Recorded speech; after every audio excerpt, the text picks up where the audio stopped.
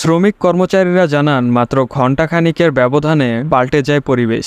সকালের খাবার দেওয়ার কিছুক্ষণের মধ্যেই মারা যায় 11টি গরু। শ্রমিকরা আরও বলেন, খাবার দিয়ে রেখে গেছে গা, ওরা বাড়ি মনে হয় গেছে, যাওয়ার আধা ঘন্টা পরেই গরু জানি দাবাইতেছি, আয়সা দিয়ে খালি দফর দফর করতেছে। সব খামারের সব গরু পইরা পইরা ঠাস ঠাস মায়েরা মারা যাইতেছে। তারপর দৌড় পারতে পারতে।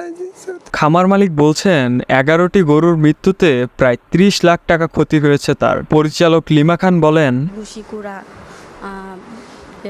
কিন্তু ফিট, আপনি ডিসিপি পাউডার, এই তো এগুলো দিয়ে আর কি খাবার বানানো হতো। তবে 7 দিনের খাবারটা বানিয়ে রাখতাম, প্রতি 7 দিন পর পর আর কি আমি খাবারটা বানাতাম। এরই মধ্যে পরীক্ষাগারে পাঠানো হয়েছে গরুর খাদ্য। প্রাণী সম্পদ কর্মকর্তা জানান, পোস্টমর্টেম রিপোর্ট আসলেই জানা যাবে আসল তথ্য।